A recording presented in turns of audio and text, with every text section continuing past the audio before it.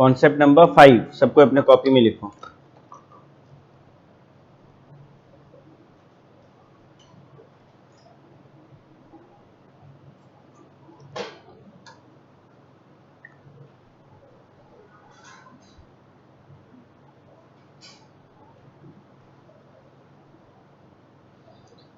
Concept का नाम है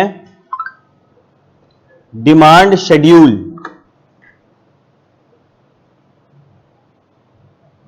डिमांड शेड्यूल।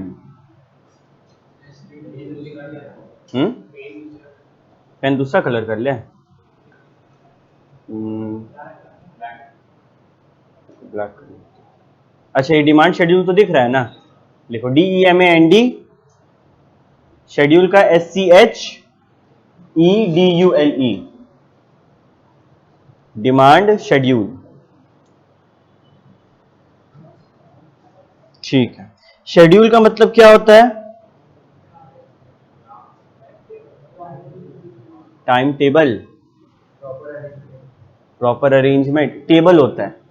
ठीक है, शेड्यूल का मतलब क्या होता है? टेबल। अरे अपने जो टेबल्स होते हैं ना, एक्सेल शीट देखा है तुम लोग कभी?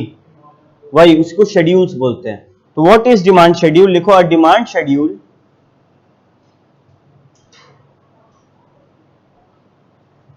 a demand schedule is a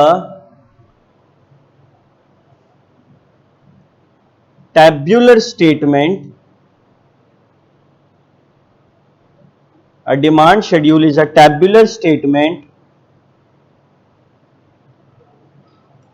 showing various quantities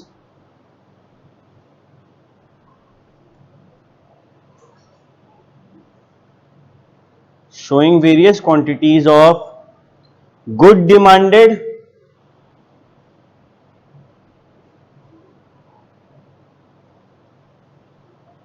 at various prices during a given period of time.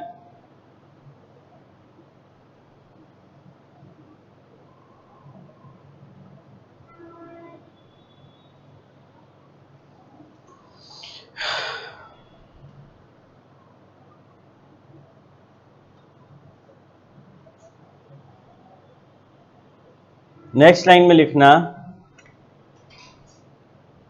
ceteris paribus is followed. Ceteris paribus is followed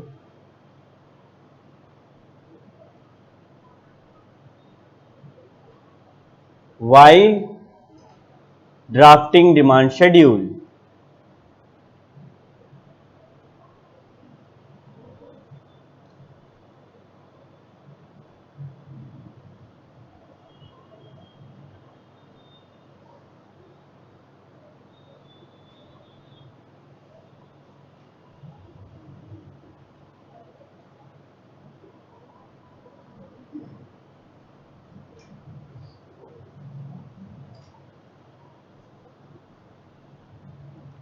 demand schedule दो टाइप के होते हैं।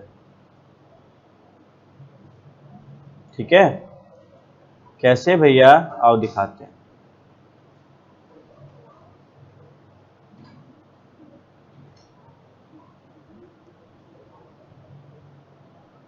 एक होता है individual demand schedule,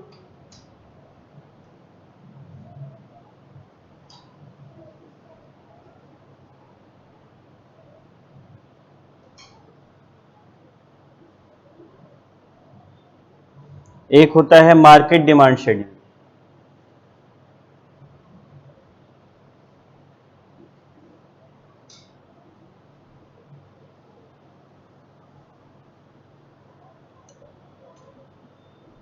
individual demand schedule के नीचे लिख दो इंडिविजुअल हाउसहोल्ड या फिर family.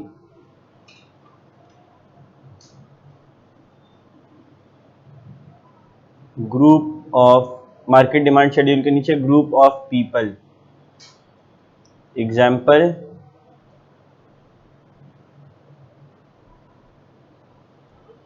Sweets demand in Dhanbad.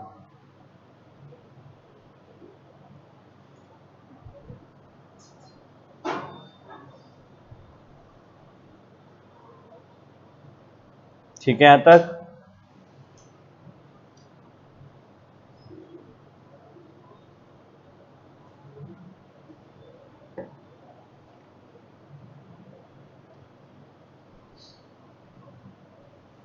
सबका कॉपी हो गया। अभी हम लोग एक एक डिमांड शेड्यूल बनाते हैं। Individual demand schedule.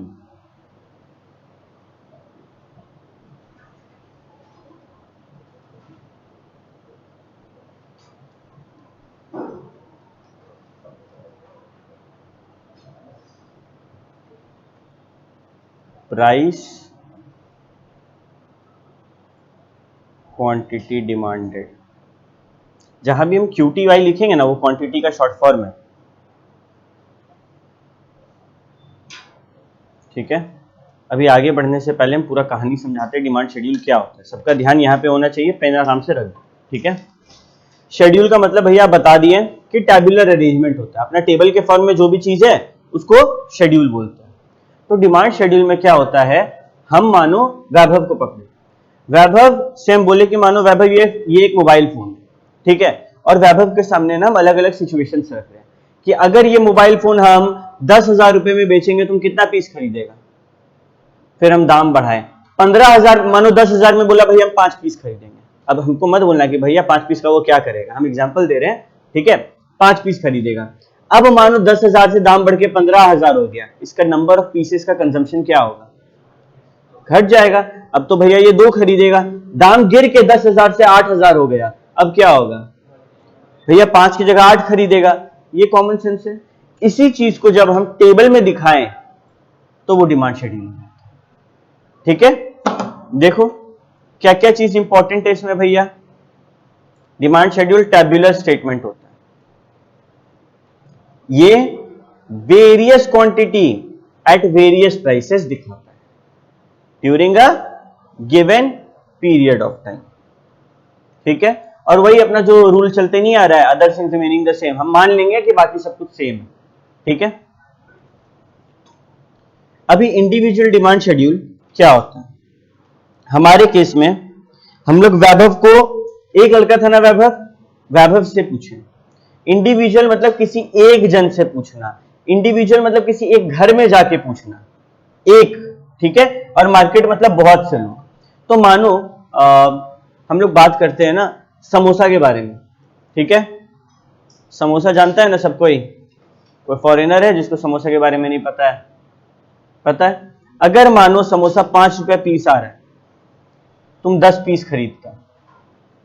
ठीक है, दूसरा सिचुएशन तुमको दिए, समोसा का दाम 5 रुपया से 4 रुपया हो गया, तुम्हारा कंजम्पशन क्या होगा, बढ़ेगा या घटेगा, बढ़ा दिए। समोसा का तीसरा सिचुएशन, दाम घट के 3 रुपया हो गया, कंजम्पशन क्या होगा। समोसा का सिचुएशन चौथा, बढ़कर 6 रुपया हो गया, अभी तक घट रहा था ना। जब सस्ता सामान मिल रहा था हम ज्यादा खरीद रहे थे, जब महंगा सामान मिलेगा हम कम खरीदेंगे। तो यहां पे मानो 7 हो गए, 7 पीस समोसा ही खाएगा। ठीक है, और इस चीज को टेबल में दिखा दिए, जो हम तुम लोग इतना देर से हिंदी में समझा रहे थे, तो इसको शेड्यूल बोल देते हैं। मार्केट डिमांड शेड्यूल क्या होता है,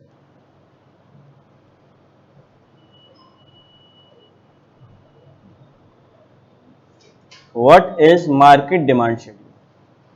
अभी हम किससे पूछ रहे थे भैया, अभी आप हम लोग से पूछ रहे थे एक एक करके। अभी हम क्या करेंगे पता है, हम तुम लोग सबसे पूछ लेंगे। हम ये मानेंगे कि मेरा पूरा धनबाद में ना सिर्फ तुम लोग खाता है समोसा, बाकी किसी को नहीं पता उसके बारे में, सिर्फ तुम लोग से पूछे। और तुम लोग का डेटा लेके जब हम जोड़ देंगे ना, तो मार्केट शेड्यूल बन जाएगा। आओ दिखाते कैसे।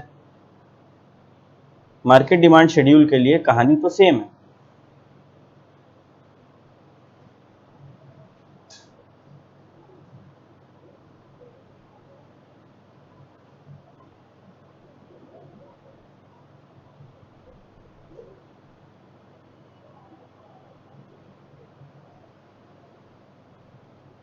देखो कहानी सेम है, प्राइस में हम लोग फ्लक्चुएशन करेंगे जिसमें क्वांटिटी डिमांडेड का अंतर आएगा और फिर टोटल निकालेंगे। मतलब कि हम बोले 5 रुपया में कितना समोसा खाएगा तुम, तो हम एक एक करके सबसे पूछे कि अभय तुम कितना खाएगा, तो अभय बोला हम 10 खाएंगे। फिर हम बोले वैभव तुम कितना खाएगा, तो वैभव बोला हम 8 खाएंगे। हम बोले शिवानी तुम कितना खाएगी, तो शिवानी बोली हम 12 खाएंगे। Name please. आनंद, हम पूछे आनंद कितना खाएगा, तो आनंद बोला हम मान लो 14 खाएंगे। सबसे पूछ लिए, अब सबको ऐड करेंगे, कितना होगा 20, 30, 40, 44, राइट, सिंपल। उसी तरीके से फिर हम ये लोग को बोले 4 रुपया में बताओ, तो अब 4 रुपया हुआ है, बात को समझना। ऐसा है क्या 4 रुपया में अभय अलग एक्ट करेगा और आनंद अलग एक्ट करेगा? दाम गिरेगा तो दोनों ही अपना कंजम्पशन को बढ़ाएगा। तो अभय बोला अब हम 15 खाएंगे, वैभव बोला हम 8 खा रहे थे अब हम 10 खाएंगे, शिवानी बोली अब हम 14 खाएंगे, और आनंद बोला हम 15 खाएंगे। तो कितना हो गया 30, 40, 54। अल्टीमेटली तुम बात को समझो, दाम गिरने पे टोटल डिमांड पे असर क्या हो रहा है, बढ़ रहा है। तो हम लोग जो लॉ सीखे हैं वो काम आ रहा है कि नहीं आ रहा है? आ रहा है ना। यही होता है, यही है मार्केट डिमांड शेड्यूल। अगर एक जन का देखे तो इंडिविजुअल और सबका मिला के देखे तो मार्केट। ठीक है बाबू, तुम आगे आ जाते, बैग आगे रख लो बाबू। तेरा नाम क्या बाबू? शुभम। और टाइम लगेगा, सबका नाम याद हो जाएगा। समझ आ रहा है शिवानी? कॉपी किया? फटाफट इसको कॉपी। दिख रहा है ना अच्छे से? अभी डिमांड शेड्यूल क्या होता है ये तो क्लियर हो गया, राइट? तुम लोग बचपन में कभी ऐसा टेबल देखा है इससे पहले? कहां देखा है? क्या चीज करते थे ऐसा टेबल का? हम लोग ग्राफ बनाते थे, याद है? ग्राफ पेपर लेके बचपन में। तो वो ग्राफ पेपर क्या हम लोग ऐसे ही बनाए? तुम लोग हम लोग का बचपन में ना हमेशा मन में एक सवाल आता है कि भैया हम लोग ये जो find the value of X, find the value of Y पढ़ते हैं, इसका क्या वैल्यू है, कहां काम आएगा? तो उसी तरह स्टैटिस्टिक्स कहां काम आएगा? स्टैटिस्टिक्स ना यहां काम आएगा। तुम लोग कल को जब कहीं नौकरी करेगा ना, तुम लोग को दे दिया जाएगा, डाटा दे दिया जाएगा, तुम लोग को एक्सेल में जाना होगा, एक्सेल में तुम लोग को पूरा डाटा डालना होगा, एक्सेल ही ग्राफ बना के तुमको दे देगा। ठीक है, तो अभी हम लोग ग्राफ बनाना सीखते हैं और ग्राफ से डिराइव होगा लॉ ऑफ डिमांड का कर्व, कि लॉ ऑफ डिमांड का कर्व कैसा होता है, क्यों होता है। बहुत इंपॉर्टेंट पॉइंट है। ठीक है, और ये पॉइंट को अगर तुम लोग दिमाग में डाल लिया लॉ ऑफ डिमांड का, तो सप्लाई का भी क्लियर हो जाएगा। ठीक है, तो आओ, ये था डिमांड शेड्यूल कॉन्सेप्ट नंबर 5। लिखो कॉन्सेप्ट नंबर 6।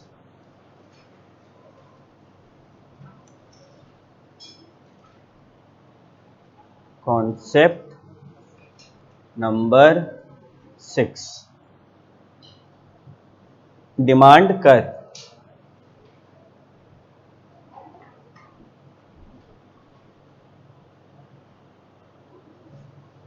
ये क्या होता है? डायाग्रामेटिकल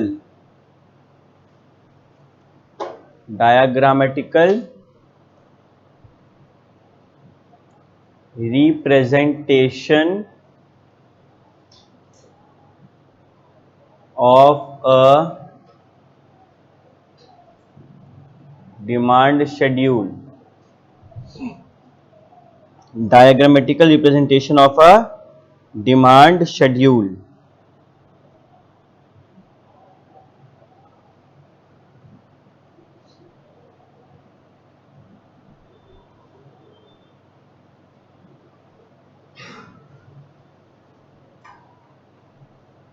जरा बताओ ना, एक्स और वाई होता है, एक्स एक्सिस क्या होगा? दो चीज हम लोग के पास, क्वांटिटी, प्राइस। एक्स एक्सिस क्या होगा? क्वांटिटी। जो हॉरिजॉन्टल होता है वो यूनिट्स में होता है, और जो वर्टिकल होता है वो रुपीज या प्राइस में होता है। तो यहां आ गया प्राइस। अपना एग्जांपल ले, तुम लोग बनाया ना इंडिविजुअल वाला, उसका वैल्यू बताते जाओ तो पहले क्वांटिटी का बताओ, 10, फिर 15, फिर 20, फिर 7, मतलब इधर, राइट। कॉल है, हाँ ठीक है, 7 को छोड़ दो एक बार, 10, 15, 20, अगला प्राइस बताओ, 5, 4, 3, बस यहां तक करते हैं, ठीक है। अब हम प्लॉट कर रहे हैं, जब प्राइस 5 रुपया था, डिमांड कितना था, 10, प्राइस बढ़े, प्राइस घटा, सॉरी उल्टा कर दिया, 5, 4, 3, राइट। तो जब प्राइस 5 रुपया था, डिमांड था 10, प्राइस घटा 4 रुपया हुआ, डिमांड बढ़ा, प्राइस घटा 3 रुपया हुआ, डिमांड बढ़ा। 3 पॉइंट मिला हम लोग को। अगर हम लोग तीनों पॉइंट को मिला दे तो हम लोग को एक लाइन मिल रहा है। अच्छा, ये क्योंकि 3 एग्जाम्पल था ना तो लाइन बना, जब ज्यादा एग्जाम्पल होता है ना तो एक कर्व बनता है। What is a curve? Line सीधा है, कर्व थोड़ा सा घूम के होगा। तो रियलिटी में क्या लाइन होता है क्या? नहीं, कर्व होता है। अच्छा हमको बताओ, ध्यान से बताना, तुम लोग को ये सारा कहानी पता है। प्राइस बढ़ रहा है तो डिमांड क्या हो रहा है, प्राइस घट रहा है तो डिमांड क्या हो रहा है, रिश्ता क्या है। अच्छा हमको बताओ ना, प्राइस घटा तो डिमांड बढ़ा, प्राइस बढ़ा तो डिमांड घटा, माइनस प्लस क्या होता है, माइनस प्लस माइनस क्या होता है, दोनों ही सिचुएशन में आंसर माइनस आ रहा है। यही होता है इनवर्स। हम लोग सीखे ना, रिश्ता उल्टा है, तो जब भी रिश्ता उल्टा होगा ना आंसर माइनस में आता है। माइनस का मतलब ये नहीं कि आंसर माइनस में आएगा, मतलब रिश्ता माइनस में है, यानी कि इनवर्स। भाषा समझ रहा है? कोई तुमको बोलेगा रिश्ता माइनस में, तुम्हारे दिमाग में कौन सा वर्ड आना चाहिए, इनवर्स।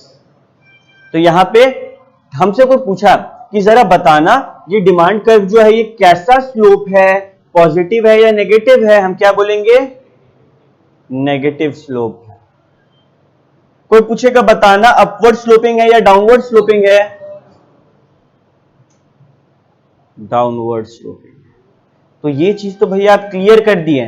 जहां भी, अरे ये डिमांड तो छोड़ो, demand, supply, cost, production, economics, maths, कहीं भी रिश्ता अगर इनवर्स है तो नेगेटिव है, और जहां इनवर्स या नेगेटिव रिश्ता है वहां स्लोप कौन सा होगा, डाउनवर्ड। जहां पॉजिटिव या डायरेक्ट रिश्ता है वहां स्लोप क्या होगा। ये चीज क्लियर हो गया? ठीक है, तो चलो कॉपी करो इस चीज को।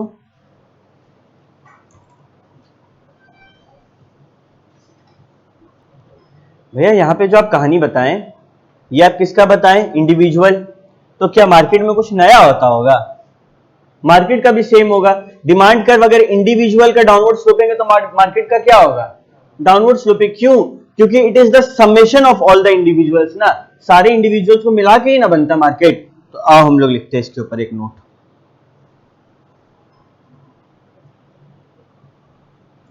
लिखो note,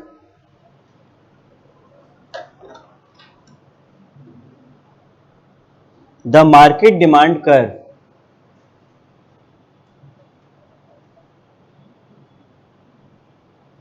the market demand curve like the individual demand curve, इसके बाद कॉमा देना, फिर लिखना like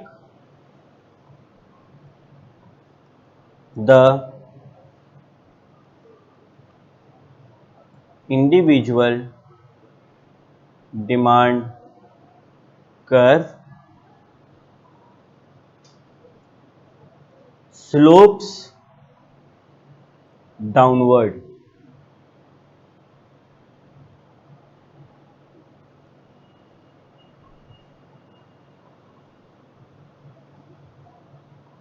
अभी यहां पे 1 मिनट रुको, हम तुम लोग को जो पढ़ाने वाले हैं इस पे आईसीआई एक बार सवाल पूछ चुका है।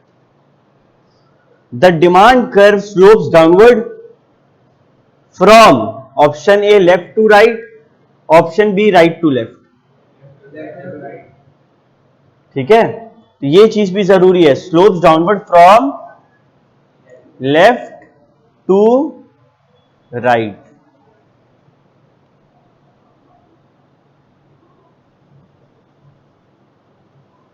बिकॉज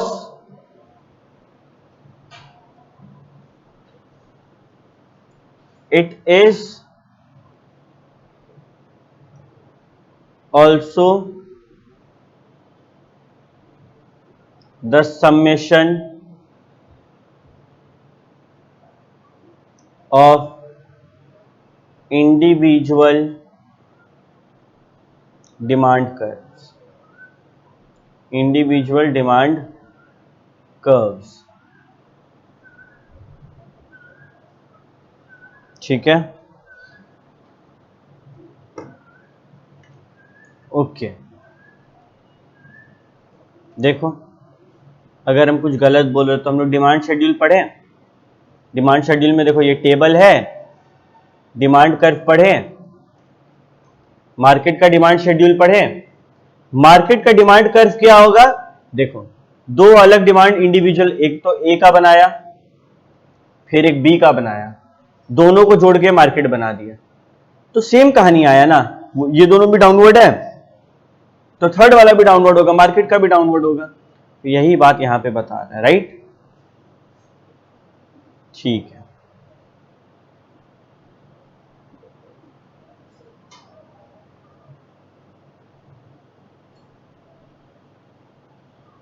डिमांड फंक्शन को कैसे लिखते हैं जब हम लोग मार्केट शेड्यूल लिख रहे हैं, Q is equal to A minus BP.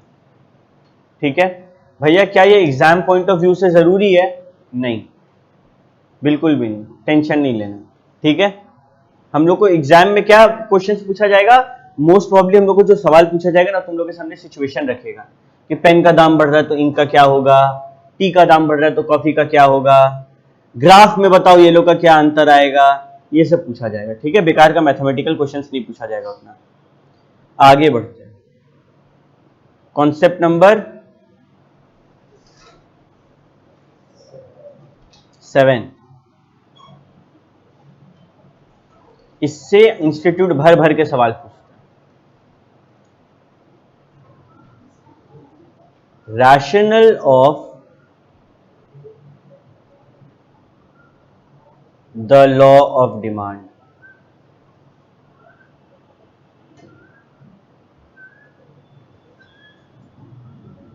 Rational of the law of demand.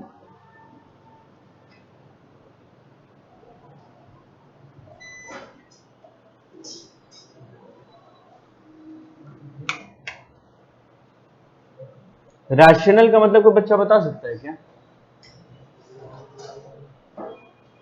Rational, RATIONLE, rational का मतलब यहां पे है एक्सेप्शन। ठीक है, तुम लोग rational of the law of demand लिखा, उसके नीचे में ब्रैकेट में लिख दो एक्सेप्शन।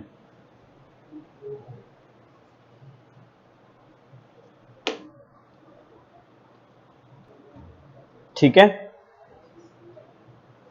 एक्सेप्शन का मतलब तो पता है ना,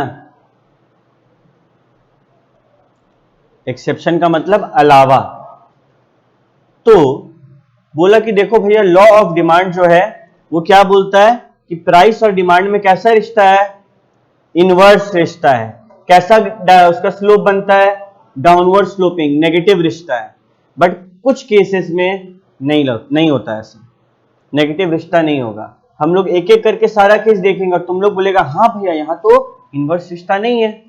नॉर्मली प्राइस और डिमांड में इनवर्स होना चाहिए, लेकिन यहां पर नहीं है। पहला और very important, law of diminishing marginal utility. एक साथ हम इतना बड़ा वर्ड लिख दिए, law of diminishing marginal utility. ये एक लौता ऐसा टॉपिक है ना इस एक्सेप्शन में जो थोड़ा बड़ा है, बाकी सब छोटा छोटा है। तो इसको समझने के लिए तुम लोगों में से किसी को पता है इसके बारे में?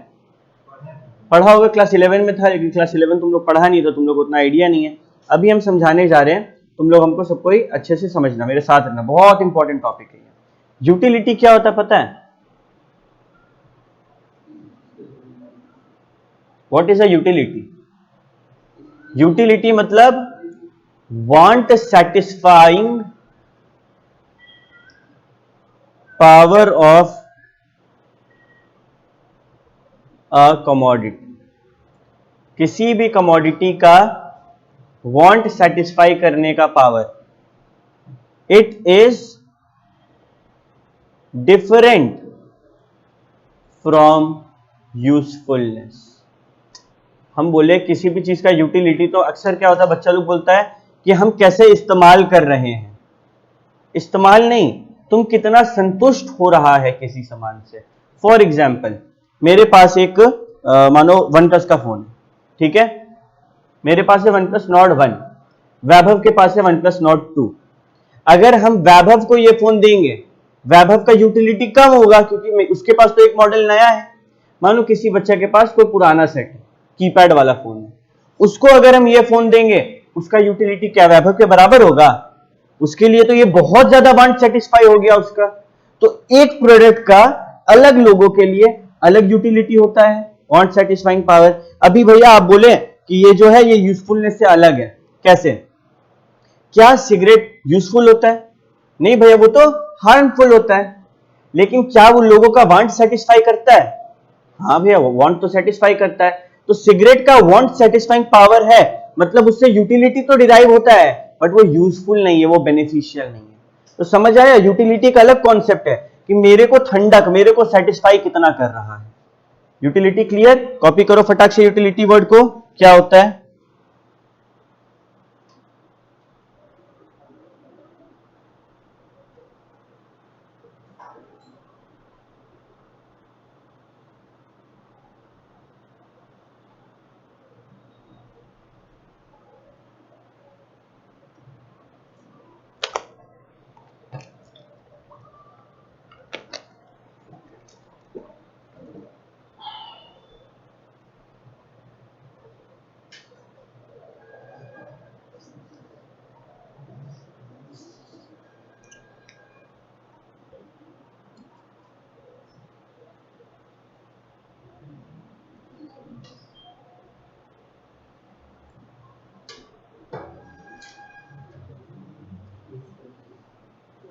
हो गया?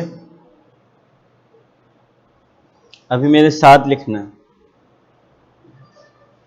This law states that as a consumer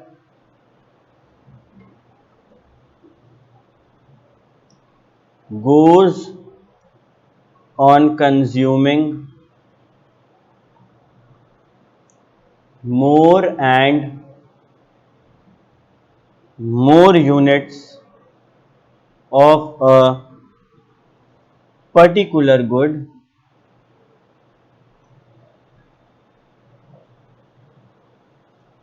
comma, the utility derived from the consumption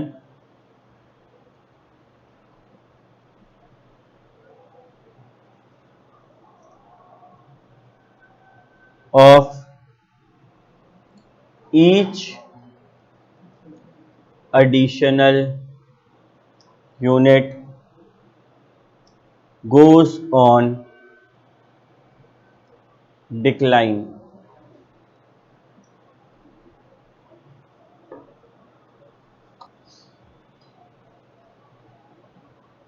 एक काम करते हैं, चलो एग्जाम्पल लेते हैं। ये law of diminishing marginal utility को समझाने के लिए तुम लोग को अपने समझ में आएगा हम क्या बोल रहे हैं।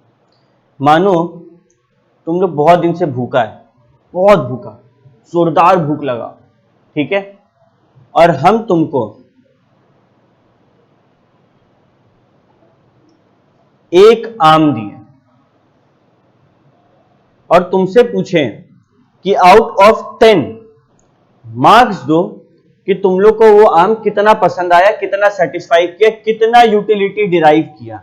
जो हम लोग हर चीज का ऐसा यूनिट होता है ना, वैसे यूटिलिटी का ऐसा यूनिट समझ लो होता है यूटिल्स। कितना यूटिल्स डिराइव हुआ आउट ऑफ 10? तो बताओ, भूखा है इतना टाइम से, एक आम तुम खाया, कितना यूटिलिटी मिला हो, कितना सेटिस्फैक्शन, 10 में 10। भैया ज्यादा देना हो तुम ज्यादा दे दें, कम तो मिलेगा नहीं। एक और आम दी, अब उतना ही क्या, तुम सोचो ना, एक प्यासा आदमी को जब पहला घूंट मिलता है उसमें ज्यादा आराम होता है कि दूसरा घूंट में ज्यादा आराम होता है? पहला घूंट। तो ऑब्वियस सा बात है, हम एक और मैंगो खाएंगे तो थोड़ा कम मिलेगा यूटिलिटी। 2 मैंगो में 3 मैंगो, एक और मैंगो दिए, अब भैया और गिरेगा। अब क्या बोलेंगे, अरे हो गया बस, है ना। एक और मैंगो दिए, तुम बोलेगा भैया वही डिराइव, कुछ खास नहीं लग रहा हमको, बस कीजिए। ठीक है, राइट। हम क्या किए, एक और मैंगो दिए। सही बोल रहा है, -0 माइनस में चल जाएगा, -2, मतलब अब उल्टी आने लगेगा, गंदा लगने लगेगा, कुछ खाने का मन नहीं करेगा। और यही होता है तुम्हारा डिमिनिशिंग मार्जिनल यूटिलिटी। ठीक है, देखो क्या हुआ कि भैया जैसे जैसे हम ज्यादा आम यूज कर रहे थे, खा रहे थे, एक टाइम के लिए तो चलो ठीक है पॉजिटिव था, लेकिन एक टाइम के बाद वो नेगेटिव होने लगा, राइट। यही होता है law of diminishing marginal utility. हम क्या करते हैं ना, इसके ऊपर एक अच्छा से वीडियो बना के तुम लोग को देते हैं, जो तुम लोग को अभी नहीं मिलेगा। तुम लोग का चैप्टर 2, 3, 4, 5 हो जाएगा इकोनॉमिक्स का, लास्ट में चैप्टर 1 में जाते हैं तब तुम लोग को उसका वीडियो भी मिल जाएगा। अभी ये कॉन्सेप्ट समझ में आ गया, ठीक है, ओके। अच्छा लिखो, a consumer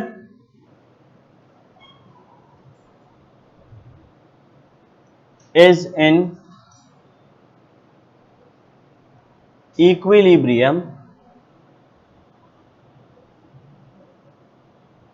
that is maximizes his satisfaction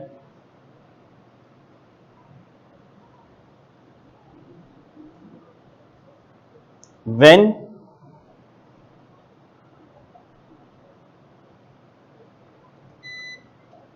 marginal utility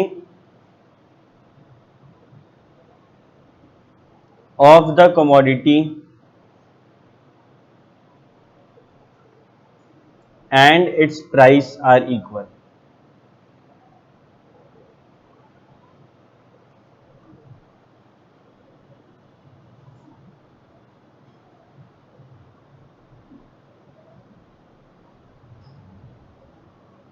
ठीक है,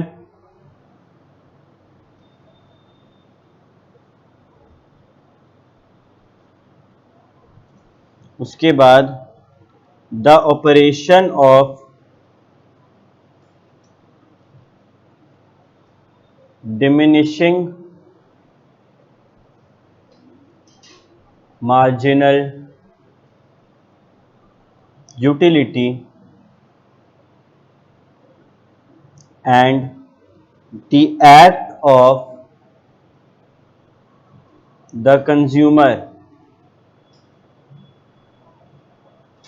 to equalize the utility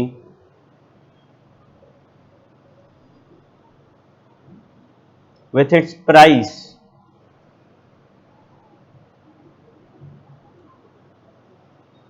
results in a downward sloping curve।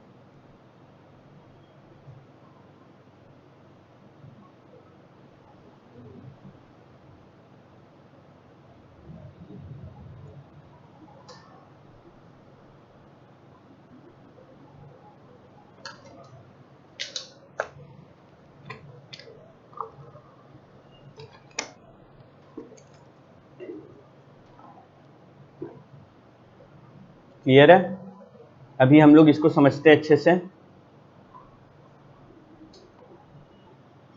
देखो यहां पर तुम लोग का स्क्रीन पे दिख रहा है, एक प्लेट, मानो मोमोज का बात करते हैं, ठीक है, एक प्लेट मोमोज खाएं, यूटिलिटी कितना मिला, 10। दूसरा प्लेट खाएं, यूटिलिटी कितना मिला। अच्छा तुम लोग अभी बोलेगा भैया यहां पे आप गलत पढ़ाए हैं क्या, यहां पे देखिए आपका यूटिलिटी बढ़ रहा है और यहां पे आपका यूटिलिटी घट रहा है। क्या आप गलत पढ़ाए हैं? नहीं, हम तुम लोग को एक बहुत डीप कॉन्सेप्ट समझाने वाले हैं, ध्यान से सुनो।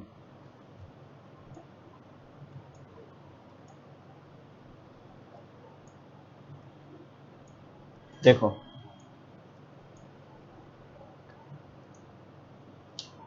हम जो तुम लोग को यूटिलिटी के बारे में बताए हैं वो कौन सा यूटिलिटी है पता है?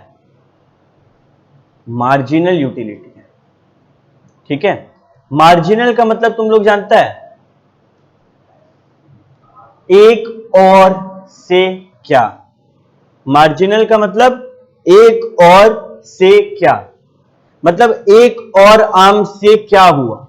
एक और डिमांड में अगर हम लोग बात करेंगे मार्जिनल डिमांड का केस में, तो एक और डिमांड से तुम्हारा कितना कमाई हुआ, मार्जिनल रेवेन्यू। एक और सामान बनाने में तुम्हारा कितना खर्चा हुआ, मार्जिनल कॉस्ट। ठीक है, वन एडिशनल यूनिट का इफेक्ट क्या होता है। अगर हम लोग टोटल यूटिलिटी का बात करें तो वो देखना हम लोग को बढ़ता हुआ दिखेगा और फिर जब माइनस में जा रहा है ना तो घटता हुआ दिखेगा। कैसे, आओ दिखाते। 10, मानो तुमको एक आम दिए, पूछे कितना यूटिलिटी मिला, तुम बोला 10। हम बोले एक और आम दिए, कितना यूटिलिटी मिला, तुम क्या बोलेगा, टोटल। 2 आम में 18 मिला ना, टोटल तो 18 मिला ना, एडिशनल कम मिला, टोटल में तो 18 मिला। फिर हम बोले और एक आम दिए तो 23, एक और आम दिए तो, एक और आम दिए तो, समझ रहा है। देखो, बढ़ा बढ़ा बढ़ा बढ़ा, और जैसे ही मार्जिनल यूटिलिटी नेगेटिव हुआ, जैसे ही हमको गंदा लगने लगा कि अब तो एकदम नहीं चाहिए, आंसर घटने लगा। देखो, इंक्रीज इंक्रीज इंक्रीज माइनस, यहां पे डिक्रीज डिक्रीज डिक्रीज डिक्रीज।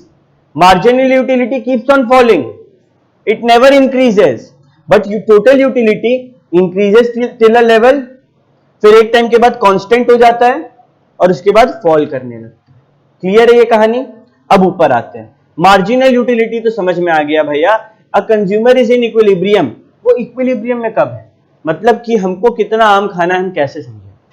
याद रखो, ये चैप्टर तुम लोग जब भी पढ़ रहा है ना, तुम लोग एक कंज्यूमर के नजर से सोचेगा। ठीक है, तो तुम लोग के हिसाब से तुम लोग सोचेगा नहीं कि भाई हमको कितना आम खाना चाहिए। तुम लोग अपने, यार तुम लोग 2 आम तो खा ही सकता है, मोमोज भी दो प्लेट मोमोज तो खा ही सकता है, कुछ का 3 का कैपेसिटी होगा। तो वो मैक्सिमम हम लोग का जो सेटिस्फैक्शन है वो कैसे पता चलेगा। बोले देखो भाई, सिंपल रूल है, जब तुम्हारा marginal utility is equal to margin price हो जाए तब खाना छोड़ देना। मतलब कि एक और हम खाएं, तुमको 5 का सेटिस्फैक्शन मिला, उसका दाम भी 5 था, अब तुम एक और आम खाएगा, तुमको सेटिस्फैक्शन कम मिलेगा, मानो 3 का दाम 5 है, तेरा नुकसान नहीं होगा। तुम पैसा दे के अपना नुकसान करेगा क्या, नहीं। तो तुम लोग का कौन सा लेवल बेस्ट होगा, equilibrium best level, maximum level, जब भैया मेरे को जो मार्जिनल यूटिलिटी एक और आम खा के जो सेटिस्फैक्शन मिला वो इक्वल टू हो जाए जो दाम हम उसके लिए पे कर रहे हैं उसका। कहानी क्लियर है। किसी बच्चे को दिक्कत है तो पूछो, दिक्कत है, दिक्कत है, किसी को नहीं है, पक्का।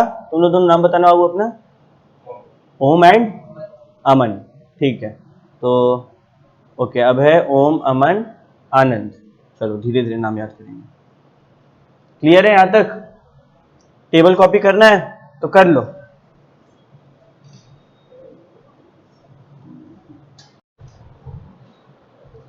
प्राइस इफेक्ट क्या होता है भैया, प्राइस इफेक्ट हम लोग अभी पढ़े कि प्राइस बढ़ेगा तो डिमांड घटेगा, प्राइस घटेगा तो डिमांड बढ़ेगा। तो प्राइस का जो इफेक्ट होता है उसी को प्राइस इफेक्ट बोलते हैं। प्राइस इफेक्ट कितना प्रकार का होता है, 2 प्रकार का। नॉर्मली लॉ ऑफ डिमांड क्या बोलता है, प्राइस का नेगेटिव इफेक्ट है, मतलब प्राइस बढ़ेगा तो डिमांड घटेगा, प्लस माइनस माइनस। ठीक है, ओके। तो प्राइस इफेक्ट 2 टाइप के होते हैं, substitution and income. Substitution effect में क्या होता है कि भैया मानिए टी 5 रुपया का है, कॉफी 10 रुपया का है। नॉर्मल रूल है टी का दाम बढ़ेगा तो डिमांड घटना चाहिए, बट इशू ये होता है ना कि कॉफी तो महंगा है, तो टी का दाम जब तक 10 रुपया नहीं होगा ना कोई अपना डिमांड नहीं बदलेगा। मतलब 5 से 6 हुआ टी का डिमांड बदलेगा नहीं, 6 से 7 नहीं, 7 से 10 नहीं, अब 10 से जब 11 हो जाएगा तब लोग स्विच करेंगे। ठीक है, ये था सब्स्टिट्यूशन इफेक्ट। इनकम इफेक्ट क्या है? इनकम इफेक्ट का मतलब है कि देखो, दो चीज होता है, तुम्हारे पास जो इनकम है वो दो तरीके से बढ़ सकता है। एक तो तुम्हारा जो नॉर्मल सैलरी मानो 50,000 था, बढ़ा के 60,000 कर दिया, ठीक है। दूसरा होता है रियल इनकम, जो तुम खर्चा कर सके। अभी तुम्हारे घर में राशन आता है, मानो तुम्हारा इनकम है 10,000, राशन आया 5,000, तेरे पास खर्चा करने के लिए कितना बचा? 5,000। मानो राशन का दाम गिर गया, 5,000 से घटके 3,000 हो गया, तुम्हारे हाथ में अब इनकम कितना है? 7। तो अब तुम्हारा डिमांड बाकी सामान को लेकर क्या हो जाएगा? बढ़ जाएगा ना। तो यही होता है इनकम इफेक्ट। रियल इनकम का बात हो रहा है, मतलब वो इनकम जो तुम्हारे पास हाथ में अवेलेबल है खर्च करने के लिए। और हम लोग को ये चीज समझ में आ जाना चाहिए कि अगर किसी चीज का दाम गिरता है तो मेरे हाथ में जो अवेलेबल इनकम है वो बढ़ जाता है, रियल इनकम बढ़ जाता है, ठीक है। तो प्राइस इफेक्ट क्या होता है? बेसिकली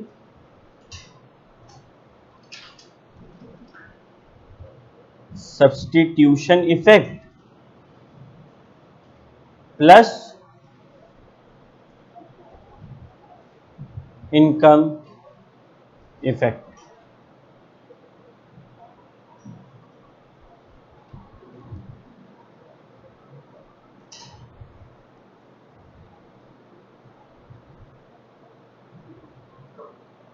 अभी तक 2 पॉइंट हुआ ना एक्सेप्शन में, और थर्ड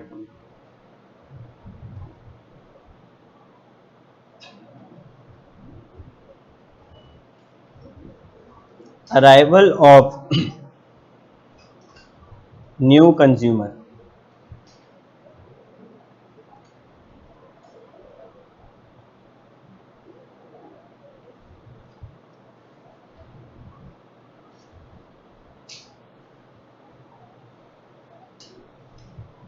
नॉर्मल रूल है, प्राइस गिरेगा तो डिमांड बढ़ेगा। तो जब डिमांड बढ़ता है, समझो इस बात को, क्या हम ही लोग डिमांड बढ़ाते हैं? अगर आज एप्पल का दाम गिर के, एप्पल आईफोन 11 जो कि 50,000 में मिलता है, गिर के 30,000 हो जाएगा, तो नए कंज्यूमर भी तो आएंगे ना। और इस बात को समझो, जब नए कंज्यूमर आएंगे तो सप्लाई शॉर्टेज होगा ना, और सप्लाई शॉर्टेज को मैच करने के लिए क्या करेंगे? दाम वापस बढ़ाना होगा। तो लॉ ऑफ डिमांड पलट गया कि नहीं पलट गया यहाँ पे? तो अराइवल ऑफ न्यू कंज्यूमर मतलब when price of a commodity falls more and new buyers gets attracted to the market.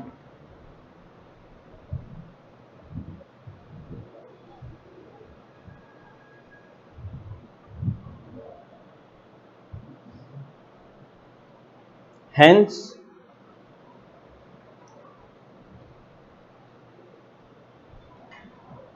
resulting in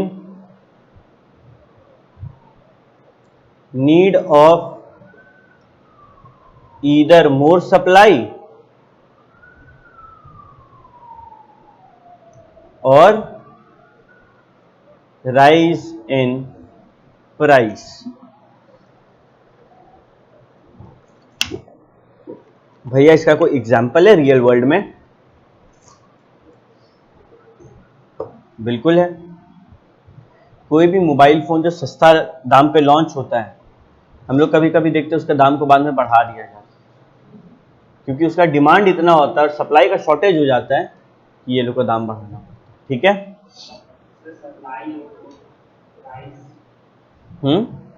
rising price. Fourth,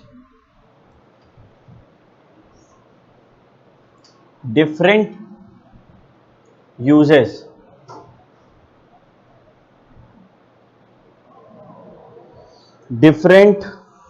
uses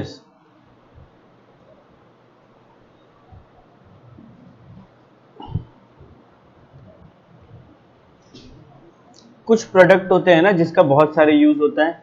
example, milk. Milk का सबसे पहला इंपॉर्टेंट काम क्या है? सबसे इंपॉर्टेंट होता है चाय। लोगों को चाय का लत होता है, राइट। तो सबसे इंपॉर्टेंट घर का सोचते हैं ना, मेरा घर में सबसे इंपॉर्टेंट है चाय बनाना। फिर अगर दूध बच गया तो कर्ड बनाएंगे, अगर दूध और बच गया तो पनीर बना लेंगे, और बच गया तो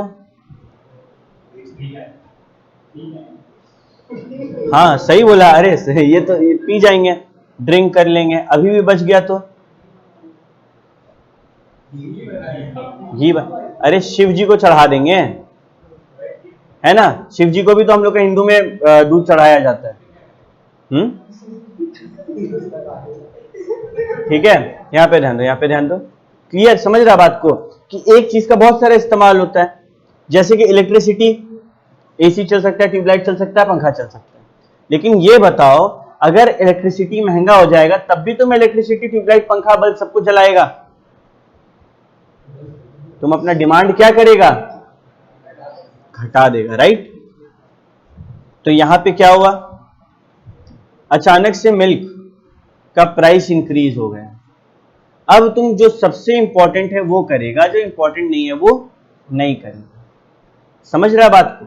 तो ये होता है डिफरेंट यूजेस। यहां पे हम लोग लिखेंगे, पहले लिख लो, फिर ये वाला मिल्क वाला चाहे तो लिख लेना। Certain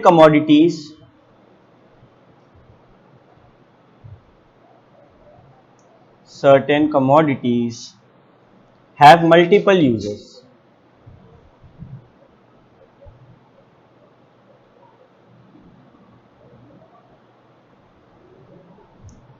When the price of such commodities will increase,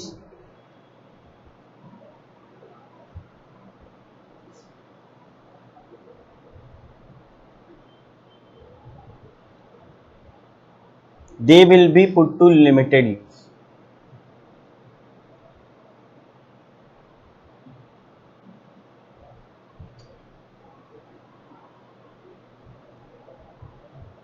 अच्छा, रैशनल के नीचे एक्सेप्शन मत लिखो, यहां पे हम लोग एक्सेप्शन को काट दो, हम लोग एक्सेप्शन अलग से पढ़ेंगे। यहां पे हम लोग खाली लॉ ऑफ डिमांड का एप्लीकेशंस देख रहे हैं कि कहां पे घटना बढ़ना होता है, कहां पे उल्टा हो जाता है, खाली इस चीज को पढ़ रहे हैं। वो चीज हम लोग स्पेसिफिकली आगे पढ़ेंगे, ठीक है। Different uses. तो अभी जो हम लोग ये 4-5 एग्जाम्पल देखे, और भी बहुत सारे एग्जाम्पल हम एक बार किताब से भी तुमको टिक कराएंगे। ये सब में क्या कॉमन है कि भैया जो लॉ ऑफ डिमांड है ना, उसका एप्लीकेशन दिखाया जा रहा है, ठीक है। एक्सेप्शन नहीं है भैया, आप तो सब्स्टिट्यूशन गुड्स में हम लोग को दिखा दिए थे एक्सेप्शन, तो वो एक एक्सेप्शन था, बट वहां पे भी तो यूज किया गया ना, वहां पे भी तो लॉ ऑफ डिमांड का इस्तेमाल किया गया, राइट। आओ बुक में आओ एक बार, देखो रैशनल सब्स्टिट्यूशन इफेक्ट हो गया, इनकम इफेक्ट हो गया। सब्स्टिट्यूशन इफेक्ट में ये पॉइंट इंपॉर्टेंट है जो हम कॉपी में नहीं लिखवाए हैं। Substitution effect will be stronger, ज्यादा स्ट्रॉन्ग कब होगा? When the goods are closer substitutes. Tea coffee में सब्स्टिट्यूशन इफेक्ट ज्यादा अच्छा से दिखेगा क्योंकि वो बहुत क्लोज सब्स्टिट्यूट्स है। और एग्जांपल अगर चाहिए भैया तो मानो रियलमी और एमआई क्लोज सब्स्टिट्यूट्स है ना, क्या रियलमी और एप्पल क्लोज सब्स्टिट्यूट है? There is lower cost of switching to the substitute goods. और बेहतर कहां दिखेगा कि भैया सब्स्टिट्यूट में स्विच करने में ज्यादा हम लोग को फायदा है। आज हम पेट्रोल वाला स्कूटर चला रहे हैं, अगर हम इलेक्ट्रॉनिक स्कूटर चलाएंगे तो मेरे को ज्यादा फायदा होगा। तीसरा, लोअर इनकन्वीनियंस वाइल स्विचिंग, जब तुम स्विच कर रहे हैं ज्यादा इनकन्वीनियंस नहीं। चाय से कॉफी में स्विच किया ज्यादा इनकन्वीनियंस नहीं है, टेस्ट में थोड़ा मोड़ा अंतर है, बट अगर तुम चाय से सीधे कोल्ड ड्रिंक में स्विच करेगा तो जमीन आसमान का अंतर आ जाता है, राइट। ठीक है, बुक में हम कॉपी के अलावा जो अंडरलाइन कराते हैं, बस किताब से ना एग्जाम से पहले उतना पढ़ना। देखो समझो बात को, होता क्या है, लोग बोलते हैं ना सीए टफ है, सीए टफ है। सीए टफ क्यों होता है? तुम अभी सब कुछ पढ़ रहे हैं, तुम एग्जाम तक सब कुछ पढ़ लिया, कोई दिक्कत नहीं होगा। अब क्या होगा, तुम्हारे एग्जाम के बीच में एक दिन का गैप होगा, ठीक है। तुम लोग अकाउंट्स देके आएगा, एक दिन का गैप होगा, अगला दिन होगा लॉ। फिर एक दिन का गैप इको, फिर एक दिन का गैप मैथ्स, और इतना कुछ को वो जो 1.5 दिन का गैप है उसमें रिवाइज करने में हालत खराब होता है। तो वो काम हम थोड़ा सा आसान किए, हम तुम लोगों को नोट्स बना दिए, बट तुम लोगों को किताब से तो पढ़ना होगा, क्योंकि एग्जाम में मेरा नोट से तो सवाल नहीं आएगा ना, सवाल तो किताब से आएगा। तो कुछ चीज एक्स्ट्रा है जो हम हाथों हाथ हाईलाइट करवा देते हैं, बट अगेन हम बार बार सारा बच्चा लोग को बोल रहे हैं कि मेरा notes is useful for exam purpose, but पूरा किताब को रीड करना जरूरी है। रटना किताब से नहीं है, रटना मेरा नोट्स से, रीड करना जरूरी है। किताब में अगर तुमको कोई पॉइंट नया लगता है कि हाँ हमको लगता है कि एग्जाम में इससे सवाल पूछेगा, हमको एक और बार देखना है, हाईलाइट कर दो। और ये तुम लोग का पर्सनल लेवल पे काम होगा। मेरा जो इंपॉर्टेंट काम है कि सारा मेन टॉपिक, बड़ा टॉपिक पढ़ाना, वो हम कर रहे हैं। ठीक है, ओके। उसके बाद law of diminishing marginal utility में हम लॉ ऑफ डिमांड सिखाए थे ना, नया कंज्यूमर आया, डिफरेंट यूजेस। ठीक है, अब आ जाते हैं कॉन्सेप्ट नंबर 8 है ना। अब हम लोग एक्सेप्शन करते हैं।